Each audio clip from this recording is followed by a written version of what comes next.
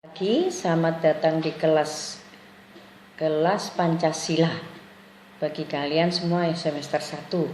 Perkenalkan, nama saya Ibu Nani Suryawati. Ada di slide tuh ya. Lalu kalian pada perkuliahan ini akan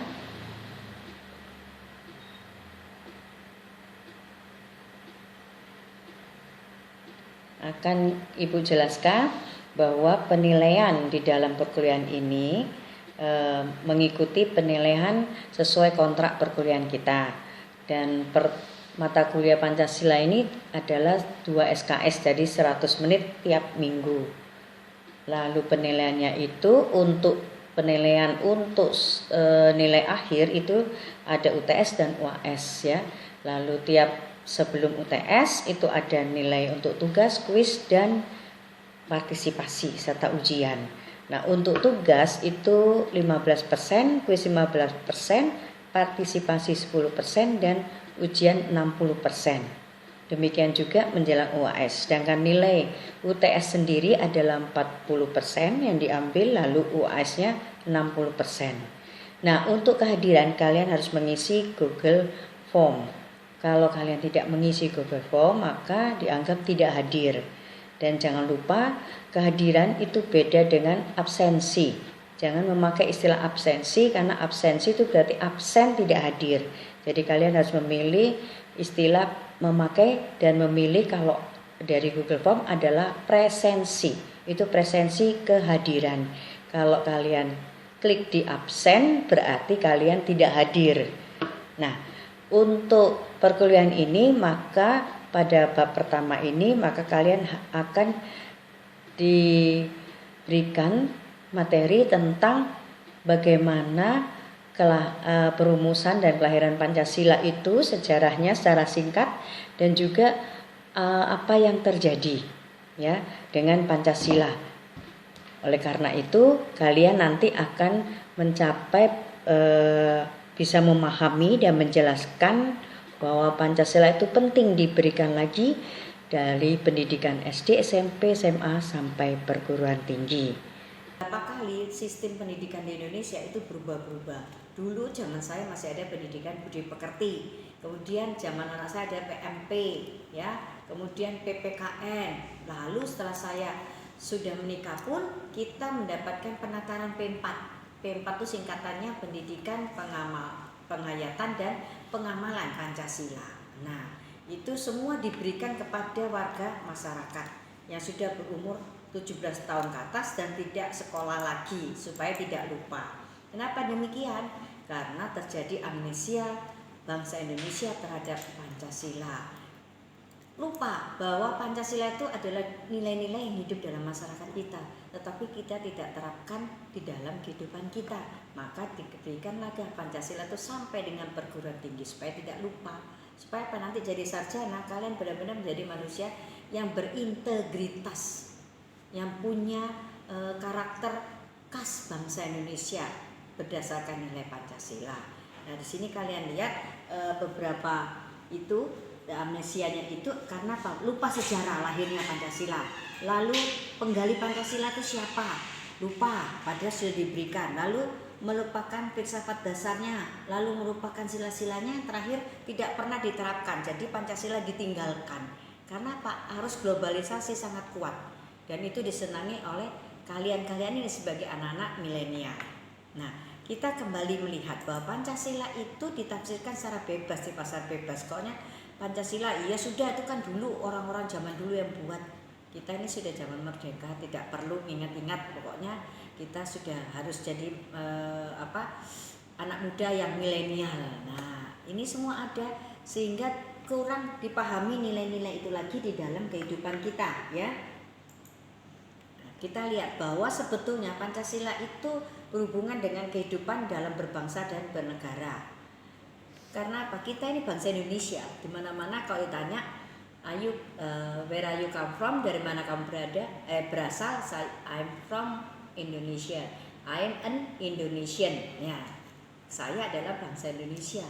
Karena tidak ada kamu bisa bilang bangsa Jawa, itu tidak ada. Itu suku bangsa yang ada di dalam bangsa Indonesia. Jadi bangsa Indonesia itu banyak suku ya.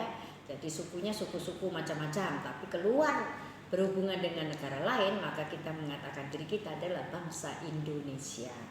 Nah, biasakan menyebut Indonesia karena kadang-kadang lidah Jawa itu pakai Indonesia. Coba tarik suara, nyanyikan lagu Indonesia Raya. Gitu. Nah, itu salah ya. Harusnya Nah, Indonesia.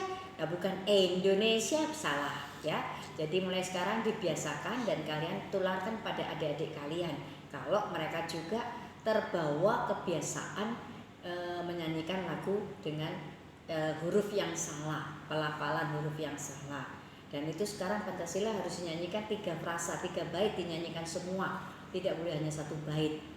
Jadi antar bait itu refrennya 1 kali, terakhir baru frasa ketiga, terakhir baru refrennya 2 kali. Nah, itu kalian harus hafalkan, bukan bait pertama saja, supaya Pancasila itu lebih merasuk dalam diri kalian ya. Dan dalam kehidupan berbangsa bernegara, kita betul-betul menunjukkan karakter kita sebagai bangsa Indonesia. Nah, itu penting bagi mahasiswa dan generasi muda. Karena apa? Nantinya kalian itu yang menjadi penerus. Masa kalau tidak ada penerusnya bangsa Indonesia lenyap? Enggak kan? Bangsa Yahudi aja dari zamannya kitab suci sampai sekarang masih ada, enggak pernah lenyap kok, walaupun dibunuh banyak sekali oleh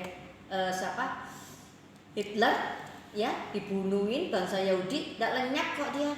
Tetap dia pertahankan adat istiadat dan kebiasaannya dengan agamanya. Ada Katolik, ada juga agama Yahudi dengan rumah ibadatnya bukan gereja tapi sinagoga. Nah, mereka tetap ada sampai sekarang kok.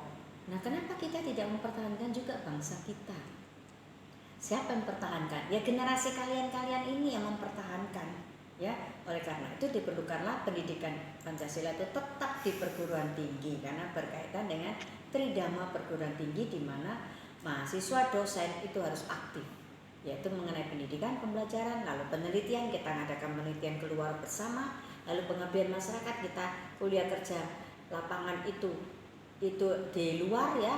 Kita akan mengabdi pada masyarakat, bagaimana menghasilkan masyarakat misalnya tidak punya sumur, kita buat KKN di sana, kita bikin sumur. Nah, itu bermanfaat bagi masyarakat di mana kita melakukan KKN. Nah, itu semua tridharma perguruan tinggi yang harus dipenuhi oleh mahasiswa dan dosen.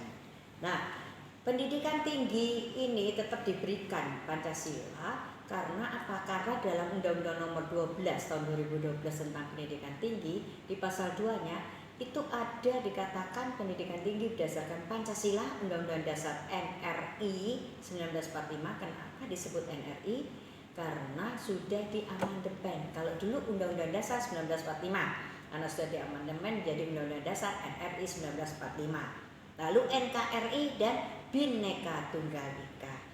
Zamannya Presiden Susilo Bambang Yudhoyono dengan Ketua MPR-nya Taufik Kemas, suaminya Ibu Megawati, sekarang sudah almarhum Taufik Kemas, dia mencanangkan 4 pilar, yaitu Pancasila, Undang-Undang Dasar NRI, NKRI dan Bhinneka. Tetapi itu bagus, tetapi ternyata setelah dikaji, dianalisa lebih lanjut, Pancasila bukan pilar. Kalau pilar berarti berdiri 4 pilar, padahal Pancasila di atas semuanya. Jadi itu tidak lagi disebut 4 pilar, tetapi 4 pokok yang penting di dalam kehidupan berbangsa dan bernegara. Yang menjadi dasar dan tertinggi dari semuanya adalah Pancasila. Gitu ya. Jadi Pancasila tidak berdiri jadi 4 bersama-sama yang lain, tetapi dia di atas. Nah, itu perubahannya. Jadi walaupun kalian pernah dengar 4 pilar, tetapi istilah itu tidak boleh lagi dipakai, ya. Nah, kurikulum pendidikan tinggi pada ayat 1-nya itu wajib memuat mata kuliah agama, Pancasila, kewarganegaraan dan bahasa Indonesia. Ya, pada semester gasal itu ada agama, Pancasila dan kewarganegaraan. Pada semester genap nanti ada bahasa Indonesia, ya, dan kewirausahaan. Supaya kalian juga jadi sarjana belum tentu bekerja sesuai dengan bidang ilmu, tapi bisa berwirausaha. Makanya kita ajari bagaimana cara berwirausaha, bagaimana menjalankan entrepreneurship. Nah, itu beberapa kali pendidikan Pancasila dihapus sehingga beberapa kali perlu dilakukan pembaruan dengan undang-undang bahwa Pancasila itu tetap harus diberikan supaya tidak terjadi amnesia Pancasila.